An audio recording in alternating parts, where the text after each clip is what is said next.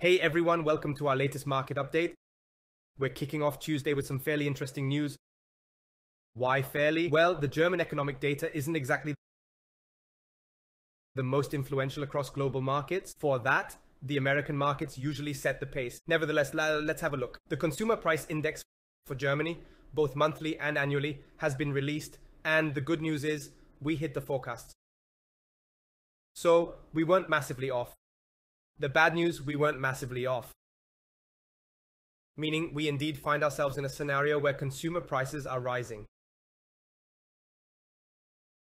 This has two impacts on the markets, which we'll discuss next.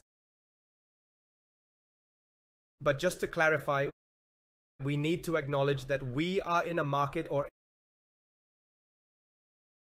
economic environment where we see prices continually rising.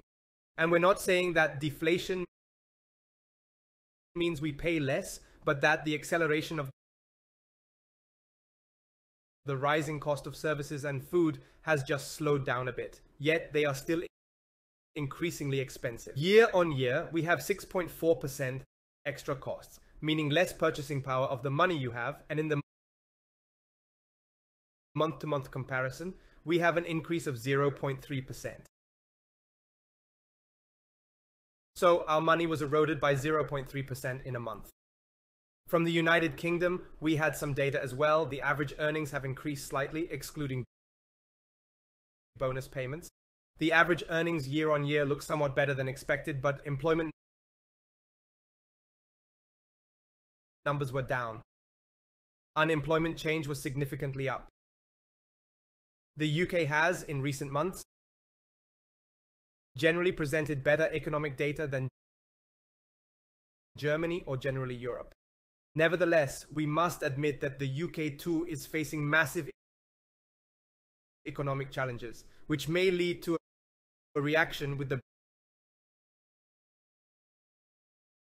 British pound trading weaker than the euro in the coming weeks and months. Why is this happening? What are these two impacts on consumer prices?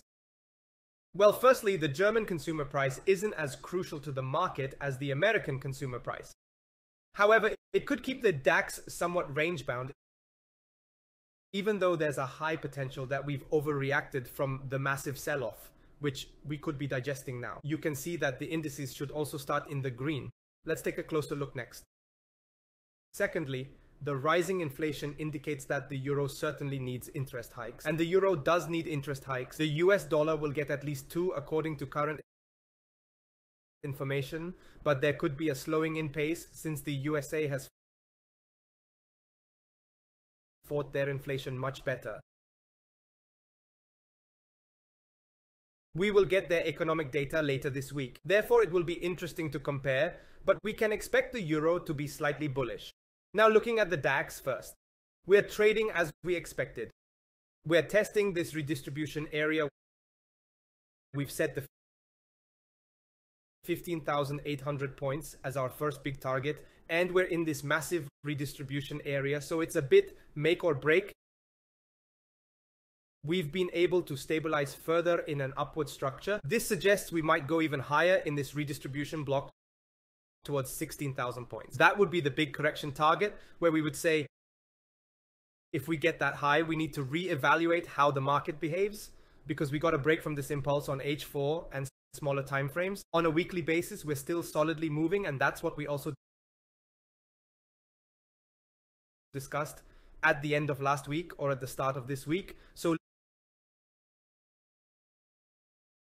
literally yesterday, that we are mainly anticipating an upward move. That's happening right now. We're getting a nice upward impulse. We're getting a structure that's stabilizing. The news, as I said, consumer prices are going up. This should technically not be good for the markets, as we know that rising consumer prices practically enforced a hike in the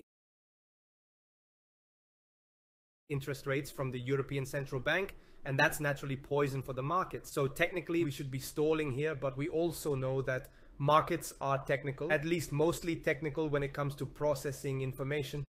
Let's see how today unfolds. I assume we'll see a further upward correction, that is another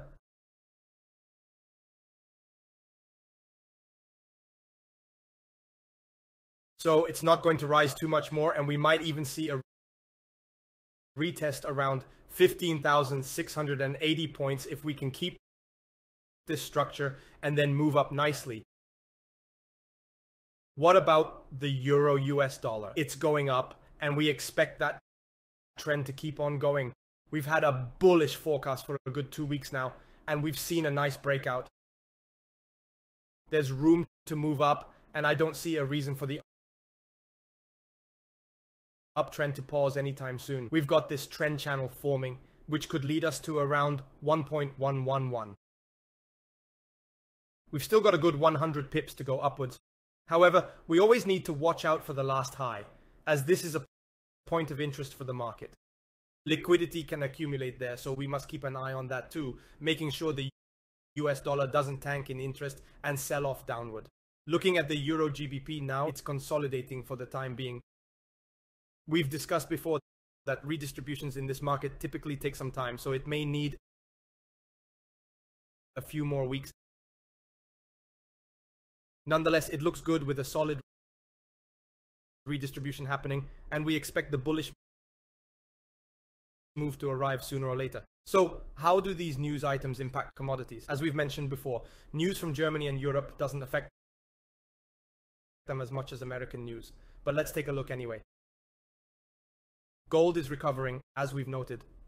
The last redistribution didn't lead to a deeper low, so we're now seeing higher lows and an upward structure. The break above 1930 US dollars per ounce should trigger a substantial upswing, which would bring our sights on the 1970 US dollar level. What about WTI crude oil? It's stabilizing, and with this big hook and liquidity collection, we think it will continue to ease downward and slowly stabilize even more. As for the cryptocurrency market, we're seeing some stabilization so far, but there's been no real rescue attempt or downward move yet. We got a bit of a trading range yesterday, leaving some room for growth, so we're expecting more sideways action before the US inflation data comes in, and will likely have a significant impact on Bitcoin and other cryptocurrencies, driving them either north or south. We'll keep an eye on that together. That's it for now from me. We're not expecting any dramatic news for today. ZEW Economic Sentiment Index is worth noting for the DAX, but it's not earth-shattering. We've got some other events scheduled for this week, such as US consumer price data tomorrow and the Bank of Canada's interest rate decision, so things will get interesting again soon. We'll catch up on the latest news in our next update, so stay tuned. This was Dominic from the Wall Street Story. Thanks for your support, and see you soon.